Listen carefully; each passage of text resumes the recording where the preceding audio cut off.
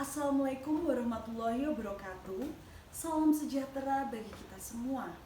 Yang saya hormati, Bapak Dr. Sahid Susilo Nugroho MSc selaku dosen pembimbing tesis saya, beserta Bapak Ibu dosen penguji yang telah berkenan menyempatkan waktu dan kesediaannya. Pada kesempatan yang berbahagia kali ini, perkenankan saya, Citra Suryani Wardani, akan mempresentasikan hasil tesis saya dengan judul Pengaruh, Daya Tarik, Tingkat Kepercayaan, dan Keahlian dari Pemberi Pengaruh pada Niat Beli Konsumen dengan kesan merek sebagai pemediasi. Pendahuluan, latar belakang dalam penelitian ini seperti yang kita ketahui bahwa pertumbuhan ekonomi terjadi di hampir seluruh sektor. Di Indonesia, salah satu industri yang memiliki pertumbuhan ekonomi relatif kuat menurut Kementerian Perindustrian yaitu industri kecantikan. Mengingat sebagian besar populasi penduduk Indonesia adalah perempuan sebesar 49%, sehingga Indonesia bisa menjadi pasar potensial bagi produk-produk kecantikan. Hal ini diperkuat masih menurut data Kemenperin bahwa industri kecantikan mengalami pertumbuhan sebesar 20%. Selain itu, jumlah perusahaan dalam industri ini semakin bertambah hingga total mencapai 760 pelaku bisnis. Dengan demikian, pasar kecantikan menjadi salah satu pasar dengan pertumbuhan tercepat di Indonesia. Perubahan ini diperkuat oleh media sosial yang memiliki efek pada perilaku pembelian produk kecantikan menurut hasil riset Tempo. Grafik ini menunjukkan data pertumbuhan dari industri kecantikan di Indonesia yang diperkirakan terus mengalami peningkatan hingga tahun 2023. Secara umum yang tergolong sebagai produk kecantikan antara lain cosmetics, skincare, personal hygiene, hair care, fragrance, dan oral care. Dapat dilihat dari keenam kategori produk skincare memiliki pertumbuhan terbesar dibandingkan dengan kategori produk lainnya. Selanjutnya mengenai produk skincare yang menjadi sebuah tren. Awal mulanya karena di Indonesia diperhitungkan sebagai pasar terbesar dari produk skincare. Berdasarkan hasil riset Science, Art, and Communication pada tahun 2020, hal itu dikarenakan pendorong utama dari permintaan produk kecantikan adalah produk skincare. Di satu sisi, definisi skincare menurut Lichterfeld adalah produk yang digunakan secara rutin dan diaplikasikan dengan tujuan untuk melindungi, merawat, atau memperbaiki kerusakan pada kulit. Lebih lanjut, 82,5% responden penelitian Z Beauty Index menyebutkan bahwa cantik itu berarti memiliki kulit cerah dan glowing. Maka dari itu, eksistensi produk skincare semakin diperhitungkan. Sementara itu, semakin terlihat mulai banyak konsumen perempuan yang peduli terhadap skincare merek lokal Indonesia. Hal ini bisa dibuktikan dari keberhasilan skincare Indonesia yang menempati posisi kedua sebesar 37,4% menurut Z Beauty Index. Dapat dikatakan skincare lokal masih digemari dan tidak kalah bersaing dengan produk global. Ditambah, menurut riset yang dilakukan oleh Buka Review, 49 responden memilih brand skincare lokal. Hal ini alasannya karena harganya lebih terjangkau, lebih mudah diperoleh, dirasa lebih cocok untuk kulit wanita Indonesia, dan berlabel halal. Berikut adalah beberapa produk skincare merek lokal yang tengah viral di Indonesia. Masuk pada fenomena influencer marketing terhadap skincare lokal. Seperti yang sudah disampaikan, dengan adanya 760 perusahaan dalam industri kecantikan, maka menyebabkan persaingan ketat antar pelaku bisnis. Sehingga dalam hal ini perusahaan dituntut untuk menarik perhatian konsumen dengan strategi pemasaran, yaitu influencer marketing. Telah banyak skincare lokal yang menggunakan strategi influencer marketing karena dalam hal ini pemberi pengaruh bisa membentuk informasi secara mudah dan lebih dipahami. Nah, dalam fenomena ini, Instagram yang mendominasi kegiatan influencer marketing menurut Big Commerce sebesar 89%. Kemudian beberapa pemberi pengaruh di Instagram yang sering bekerja sama dengan skincare merek lokal antara lain Abel Cantika, Ayla Dimitri, Tina Kana Mirdad, Belinda Putri, Titan Tira, ataupun Danang Wisnu. Influencer yang telah disebutkan tadi memiliki jumlah pengikut di atas 1 juta dan mereka sering mengulas produk skincare atau berbagi pengalaman yang dirasakannya. Namun demikian, jumlah follower bukan sebagai jaminan influencer akan dipilih oleh merek. Kebanyakan konsumen kini mencari role model yang mampu memberikan opini apa adanya, memiliki pengalaman menggunakan produk, serta paham terkait bidang kecantikan menurut Marketeers 2017.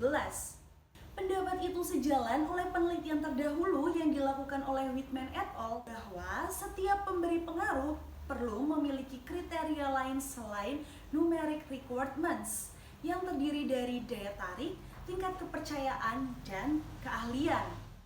Ketika pemberi pengaruh sedang memberikan ulasan terhadap suatu produk, maka secara tidak langsung turut membangun brand image dari produk tersebut.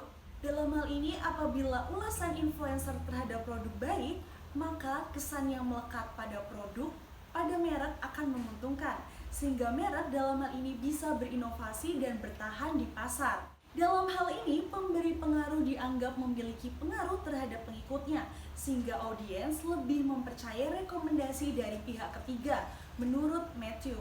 Namun, di balik keberhasilan tersebut, ada beberapa kesenjangan yang bisa menyebabkan strategi influencer marketing cenderung tidak berjalan efektif. Antara lain, yang pertama dari aspek daya tarik influencer itu sendiri. Hal ini berkaitan dengan tampilan fisik, gaya hidup, atau kepribadian influencer. Menurut Kala et al., bentuk ulasan influencer yang positif bermanfaat dalam membangun kesan merek. Padahal 47% responden mulai merasa jenuh dengan konten yang dilakukan influencer secara berulang menurut Bazaar Voice 2019. Kemudian yang kedua adalah dari aspek tingkat kepercayaan berkaitan dengan kejujuran, integritas dari influencer. Menurut Whitman, kepercayaan memiliki pengaruh yang paling kuat dan berdampak secara positif pada kesan merek. Realitanya, di Indonesia merupakan salah satu negara dengan top 5 penggunaan bots dan buying followers terbanyak sebesar 25,7% menurut PRW. Yang ketiga adalah aspek keahlian yang berkaitan dengan tingkat pengetahuan atau keterampilan influencer. Menurut Jin and Sang, keahlian influencer dapat memberikan efek positif terhadap kesan merek suatu produk. Akan tetapi, menurut Solomon mengatakan bahwa pemberi pengaruh cenderung memberikan informasi produk dengan cara tidak formal atau tidak persuasif, sehingga konten produk yang diunggah tidak dapat dikontrol oleh perusahaan serta bisa saja mengandung informasi positif, netral, atau bahkan negatif tentang produk. Guna mendapatkan gambaran dasar terkait skenario penelitian, peneliti telah melakukan wawancara terhadap 2 pelanggan yang mengetahui adanya kegiatan pemasaran influencer di Instagram mengenai produk perawatan kulit lokal. Berikut merupakan kutipan wawancara dalam penelitian ini. Pelanggan pertama maupun kedua sering melihat kegiatan influencer di Instagram, namun keduanya sama-sama belum pernah melakukan pembelian produk berdasar ulasan influencer itu saja. Mereka akan mencari tahu lebih lanjut terlebih dahulu mengenai produk perawatan kulit yang akan mereka gunakan.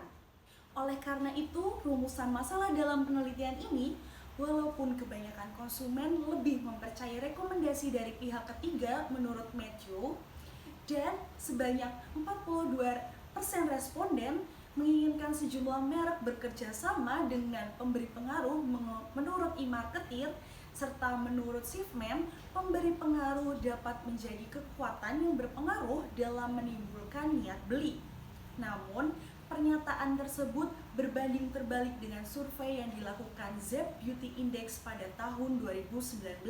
Ditemukan bahwa perilaku konsumen kecantikan di Indonesia dalam hal niat beli produk, bahwa informasi dari teman sendiri justru lebih memengaruhi konsumen dibandingkan dari pemberi pengaruh yang hanya sebesar 12,5%. Maka dari itu, terdapat kesenjangan empiris terkait efektivitas pemberi pengaruh sebagai sumber informasi dalam meningkatkan niat beli konsumen. Pertanyaan dalam penelitian ini dirumuskan menjadi 7 pertanyaan sebagai berikut. Sehingga diperoleh tujuan dari penelitian ini adalah untuk mengetahui pengaruh daya tarik, tingkat kepercayaan, dan keahlian yang dimiliki oleh sumber pemberi pengaruh di Instagram, landasan teori dan pengembangan hipotesis. Landasan teori dalam penelitian ini dapat Bapak Ibu lihat pada slide.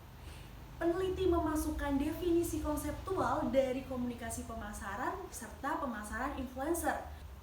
Selanjutnya terdapat model kredibilitas sumber. Dalam hal ini, model tersebut bersumber dari Ohanian, di mana menjelaskan kecenderungan seseorang untuk lebih mudah terpengaruh terhadap sumber yang dapat dipercaya. 3 faktor yang dapat mendeskripsikan terkait kredibilitas sumber yaitu daya tarik, kepercayaan, dan keahlian. Lalu ada kesan merek yang diartikan sebagai persepsi konsumen terhadap suatu merek yang digambarkan melalui asosiasi merek yang ada di dalam memori konsumen. Menurut pendapat Kotler and Keller, terakhir adalah niat beli, mengacu pada kemungkinan bahwa konsumen berencana atau bersedia membeli merek tertentu di masa yang akan mendatang, menurut Setyu et al. 2020. Selanjutnya adalah model penelitian yang digunakan dalam penelitian ini diadopsi dari penelitian Whitman et al. Pada tahun 2020 yang juga meneliti variabel-variabel yang sama. Berikut merupakan gambar dari model penelitian ini. Dan pengembangan hipotesis pada penelitian ini ialah sebagai berikut. Metode penelitian.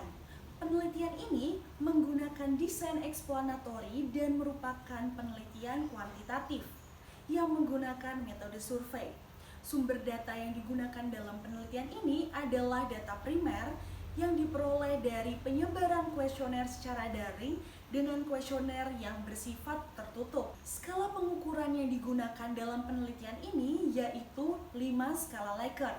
Metode pengambilan sampel yaitu non-probability sampling dengan teknik purposive sampling. Ukuran sampel yang terkonfirmasi dalam penelitian ini sebanyak 224 responden dengan kriteria responden sebagai berikut. Pertama, responden sampai saat ini masih mengikuti minimal 1 akun pemberi pengaruh di Instagram yang menjadi objek penelitian. Kedua, responden pernah atau sering menonton kegiatan pemberi pengaruh dalam memberikan ulasan produk skincare lokal selama 6 bulan terakhir. Ketiga, responden belum pernah melakukan pembelian dari salah satu merek skincare lokal. Kemudian analisis data yang digunakan dalam penelitian ini adalah Structural Equation Modeling atau SEM yang dioperasikan melalui program Partial Least Square dengan menggunakan aplikasi Smart PLS. Definisi operasional dalam penelitian ini ialah sebagai berikut. Objek penelitian adalah pemberi pengaruh di Instagram. Keenam pemberi pengaruh tersebut dipilih dengan alasan jumlah pengikut dan tingkat intensitas mereka ketika mengulas produk skincare lokal dibandingkan produk lainnya. Berikut adalah tabel hasil analisis profil responden, di mana mayoritas responden adalah berjenis kelamin perempuan yang berusia 18 sampai dengan 25 tahun dengan domisili terbanyak di Provinsi Jawa Tengah sebesar 33%, disusul Daerah Istimewa Yogyakarta sebesar 28,1%. Sedangkan berdasarkan tingkat pendidikan terakhir didominasi oleh S1 sebanyak 73,8%. Berikut adalah tabel hasil analisis profil responden berdasarkan pekerjaan dan pengeluaran bulanan. Jika dilihat pada tabel yang di-highlight berwarna kuning adalah jumlah responden terbanyak pada masing-masing karakteristik responden. Berikut adalah pengklasifikasian responden berdasarkan influencer Instagram yang diikuti dan influencer yang sering mengulas produk skincare lokal maupun intensitas pembelian produk skincare dalam waktu sebulan. Berikut terdapat pula pengklasifikasian responden berdasarkan rata pengeluaran per bulan untuk membeli produk skincare dan produk skincare yang biasa responden beli. Kali ini masuk pada hasil pengujian instrumen. Instrumen yang digunakan dalam penelitian ini terlebih dahulu diuji coba untuk mengetahui apakah sudah memenuhi standar reliabilitas dan validitas. Uji validitas pada SEM PLS dilakukan melalui 2 tahap, yaitu uji validitas konvergen dan uji diskriminan. Berikut adalah tabel hasil uji validitas konvergen yang menunjukkan tidak ada indikator nilai loading faktor di atas 0,4. Dengan demikian, semua item pertanyaan pada penelitian ini dinyatakan valid dan dapat digunakan sebagai instrumen penelitian. Berikut adalah tabel dari hasil nilai AV dan nilai kuadrat AV. Jika dilihat pada semua konstruk penelitian ini memiliki nilai AV di atas 0,5. Kemudian dilihat dari hasil validitas diskriminan, nilai akar kuadrat AV pada kelima variabel memiliki nilai paling tinggi pada kelompok konstruknya masing-masing. Maka dapat disimpulkan bahwa masing-masing item valid secara konvergen maupun diskriminan. Sementara, berdasarkan hasil uji reliabilitas, kelima variabel memiliki nilai Cronbach's alpha dan composite reliability di atas 0,7 dapat dilihat pada tabel berikut, sehingga semua variabel lolos uji reliabilitas dan dapat diandalkan untuk penelitian ini. Analisis data. Pada tabel statistik deskriptif, di mana analisis statistik deskriptif dalam penelitian ini menggunakan rata atau mean dan standar deviasi, diketahui bahwa kelima variabel dalam riset ini memiliki nilai standar deviasi di atas 0,5, sehingga dapat disimpulkan bahwa data yang diperoleh dari responden memiliki data yang variatif. Selanjutnya, pada tabel matriks korelasi antar variabel, diketahui bahwa semua variabel menunjukkan korelasi atau hubungan satu arah yang positif. Adapun tabel goodness of fit model dapat dilihat berdasarkan hasil uji ketepatan model, diketahui bahwa model dinyatakan fit atau layak karena keseluruhan indeks telah memenuhi kriteria. Setelah melalui proses penghitungan statistik, dari 7 hipotesis yang ada pada penelitian ini terdapat 5 hipotesis didukung dengan 2 hipotesis tidak didukung. Berdasarkan tabel hasil pengujian hipotesis, hipotesis yang didukung antara lain H1, H2, H3, H4, dan H6. Dan 2 hipotesis tidak terdukung adalah H5 dan H7. Berikut tabel hasil uji hipotesis pada penelitian ini. Kesimpulan. Berdasarkan pengujian hipotesis dapat disimpulkan bahwa 1. Daya tarik pemberi pengaruh mendukung kesan merek. Dalam hal ini terbukti bahwa pemberi pengaruh yang menarik dapat berperan sebagai sumber informasi efektif untuk merek yang diiklankan kepada pengikutnya, sehingga konsumen cenderung akan membentuk kesan merek positif karena pemberi pengaruh yang memiliki daya tarik berhasil menciptakan opini baik terhadap produk skincare lokal. Yang kedua, tingkat kepercayaan pemberi pengaruh mendukung kesan merek. Pada riset ini terbukti bahwa pemberi pengaruh dianggap mampu memberikan ulasan secara jujur serta dapat diandalkan mengenai produk skincare lokal. Dengan tingginya tingkat kepercayaan pada pemberi pengaruh, dapat pula meningkatkan penilaian konsumen terkait merek yang ditampilkan. Ketiga, keahlian pemberi pengaruh mendukung kesan merek. Hal ini dapat dibuktikan bahwa pemberi pengaruh dianggap memiliki pengetahuan dan mampu membuat ulasan konten yang berkualitas.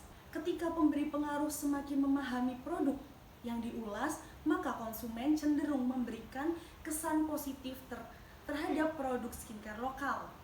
Yang keempat adalah kesan merek mendukung niat beli konsumen. Kesan pada suatu merek dapat terbentuk dari perasaan suka atau tidak terhadap produk setelah menelaah berbagai informasi dari pemberi pengaruh. Sehingga terbentuk preferensi akan suatu merek. Apabila konsumen suka terhadap produk, maka bisa meningkatkan niat beli. Yang kelima adalah daya tarik pemberi pengaruh tidak mendukung niat beli konsumen. Hal tersebut disebabkan karena sebagian besar konsumen membeli produk berdasarkan manfaat dan merek suatu produk, tidak berdasarkan pada daya tarik influencer saja. Selain itu, H5 tidak didukung disebabkan karena perbedaan setting riset ataupun responden belum memiliki pengalaman masa lalu dengan merek. Kemungkinan bisa jadi alasan hipotesis tidak berpengaruh.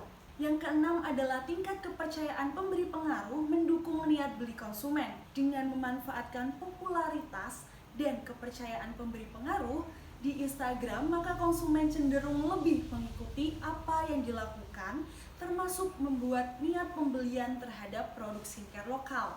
Yang ketujuh adalah keahlian pemberi pengaruh tidak mendukung niat beli konsumen, karena konsumen menganggap bahwa pengalaman dari pemberi pengaruh ketika mengulas produk kurang dapat menjadi informasi yang berguna. Sebab dalam hal ini berasal dari sumber yang tidak ahli di bidang produk kecantikan, bukan dari dokter estetika atau dokter spesialis kulit. Selain itu, H7 tidak didukung disebabkan adanya perbedaan setting riset ataupun responden belum memiliki pengalaman masa lalu dengan merek. Kemungkinan bisa jadi alasan hipotesis tidak berpengaruh.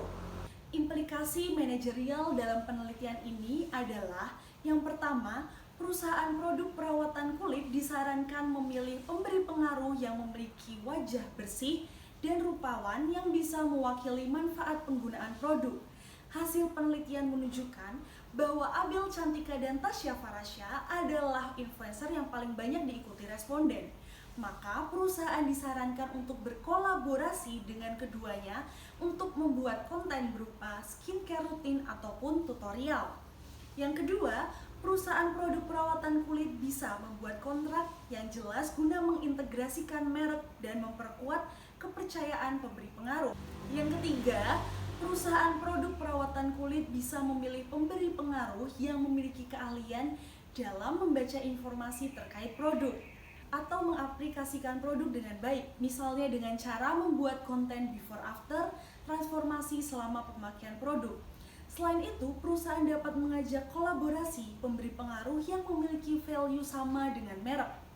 Yang keempat, tetap konsisten menjaga citra merek dengan menunjukkan manfaat produk sertifikasi BPOM atau berlabel halal. Selain itu, perusahaan produk perawatan kulit bisa memperluas pasar melalui inovasi produk, seperti membuat produk yang disesuaikan dengan jenis kulit konsumen yang berbeda-beda. Yang kelima, perusahaan produk perawatan kulit dapat meningkatkan kualitas maupun kuantitas informasi produk pada akun media sosial mereka. Dari segi kualitas informasi, perlu membuat skrip untuk pemberi pengaruh yang mengikuti perkembangan zaman atau menentukan kualitas dalam pengambilan foto produk. Sedangkan dari segi kuantitas informasi, perusahaan bisa melakukan repost dari konsumen lalu posting ke story ataupun feed media sosial perusahaan skincare. Keenam, selagi mempertahankan kredibilitas sumber, perusahaan produk perawatan kulit bisa memberikan pelayanan terbaik kepada konsumen untuk memenuhi kepuasan konsumen, seperti halnya membuat garansi atau kebijakan pengembalian barang apabila terdapat produk yang rusak atau cacat. Yang ketujuh adalah perusahaan produk perawatan kulit dapat melakukan kerjasama dengan dokter estetika atau beauty expert sebagai narasumber ahli serta memiliki pengetahuan dalam menggunakan produk. Misalnya kerjasama berbentuk talk show di Zoom yang sharing seputar manfaat dari skincare. Hasil penelitian ini masih banyak memiliki keterbatasan. Berikut keterbatasan yang terdapat dalam penelitian ini. Berdasarkan keterbatasan penelitian yang telah dijelaskan sebelumnya, maka terdapat beberapa saran untuk penelitian selanjutnya. Antara lain, 1. Penelitian selanjutnya dapat menambah dengan mengeksplorasi produk lainnya, sehingga dapat menjadi suatu perbandingan apakah terdapat perbedaan kegiatan pemasaran influencer pada kategori produk lain. Kedua, penelitian selanjutnya dapat mengeksplorasi media sosial lain yang sedang viral seperti halnya YouTube ataupun TikTok. Kedua media sosial tersebut dapat menjadi pertimbangan karena dalam media sosial itu juga terdapat pemberi pengaruh yang sering mengulas suatu produk.